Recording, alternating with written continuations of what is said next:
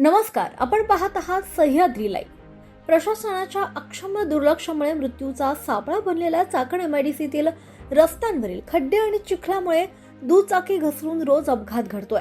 यामध्ये निष्पाप नागरिकांचे बळी जात आहेत। यामुळे निर्ढावलेल्या प्रशासनाच्या कारभाराविरोधात चाकण परिसरात तीव्र संतापाची लाट उसळली आहे। चाकण हे एक प्रमुख औद्योगिक क्षेत्र असल्यानं या मार्गावरून दररोज हजारो कामगार नागरिक प्रवास करतात।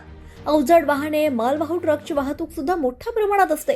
मात्र रस्त्यांच्या दुरावस्थेमुळे वाहतुकीचा वेग मंदावला असून सर्वच रस्त्यांवर प्रचंड लांबच लांब वाहनांच्या रांगा लागतात। यामुळे कामगारांना आणि स्थानिक नागरिकांना मोठा मनस्ताप सहन करावा लागतोय। चाकण परिसरातील प्रमुख मार्ग मृत्यूचा सापळा बनलाय।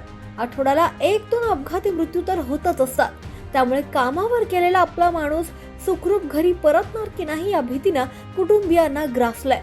प्रशासनाच्या निष्क्रियतेमुळे नागरिकांमध्ये संताप व्यक्त होतोय।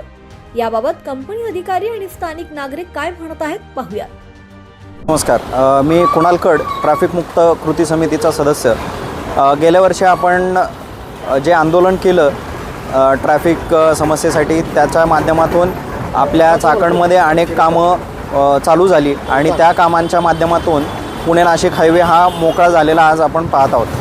पण मुख्यतः ज्या गोष्टीसाठी आपण हे आंदोलन केलं होतं ते म्हणजे चाकण एमआयडीसी। चाकण एमआयडीसी मात्र आज जैसे ते परिस्थितीमध्ये आहे। आतमध्ये सगळे रस्ते जे आहेत त्यांची कामं चालू झालेली तर आपण पाहतोय, पण वाहतूक कोंडीची समस्या मात्र आहे तशीच आहे। ज्या ठिकाणी आत्ता आपण उभे आहोत त्या ठिकाणी आपण खड्डे पाहतोय आणि या खड्ड्यांमुळं या चाकणच्या सॅनी कंपनीच्या समोर आज आपण उभे आहोत आणि इथं ट्रॅफिक कोंडीची समस्या आपल्याला राजरोसपणे पाहायला मिळते। काल एक ॲक्सिडेंट झाला। या ॲक्सिडेंटमध्ये या एमआयडीसीमधील एक महिला मृत्युमुखी पडली। याला जबाबदार कोण आहे या जबाबदारीचा शोध घेत असताना आम्ही कॉन्ट्रॅक्टरशी बोललो, इथल्या पोलीस अधिकाऱ्यांशी बोललो। त्यांचं सगळ्यांचं म्हणणं एकच येतं, समन्वयाचा अभाव आणि चाकण औद्योगिक क्षेत्रामध्ये काम करत असताना जे एमआयडीसीचे अधिकारी आहेत त्यांचं इथं निरीक्षण अपेक्षित आहे।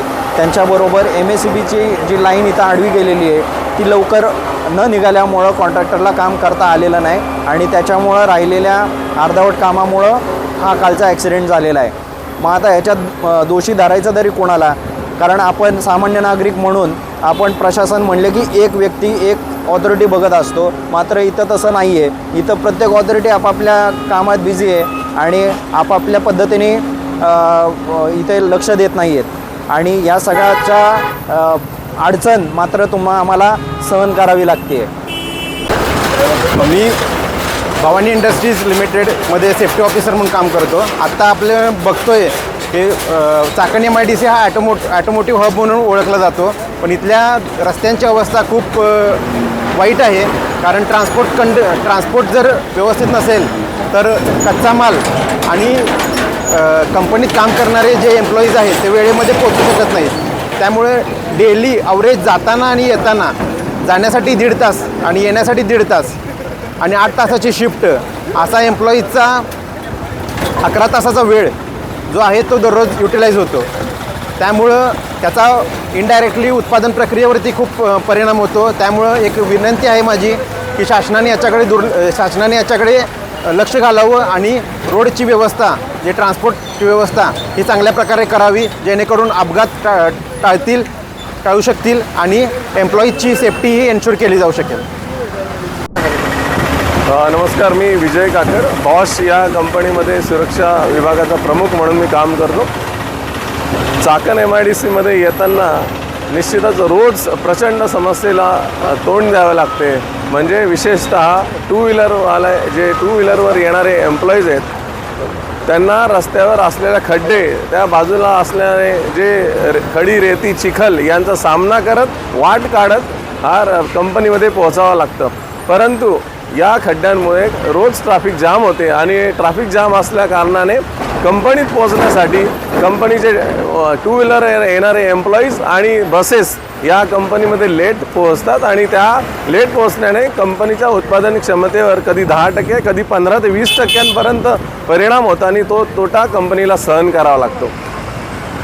या तोट्याचा परिणाम हा केंद्राला जो दरवर्षी या चाकण तळेगाव एमआयडीसीमध्ये एकूण 50,000 करोडपेक्षा जास्त जाणारा महसूल आहे, या महसुलावर देखील परिणाम होतो.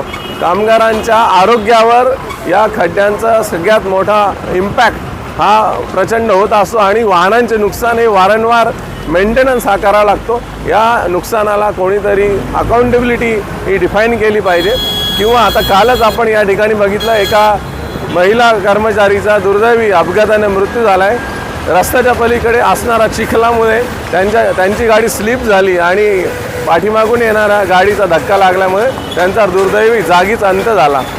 अशा अजून किती समस्यांना तोंड दिल्यानंतर शासन या गंभीर प्रश्नांकडे लक्ष देईल. आमची सगळ्यांकडून शासनाला विनंती आहे, त्यांनी कायमस्वरूपी याच्यामागे तोडगा काढून या कंपनीचा येणाऱ्या जाणाऱ्या एम्प्लॉईजला, त्यांच्या मटेरियल व्हेकल्सला आणि कंपनीच्या उत्पादन क्षमतेला हातभार लावावा.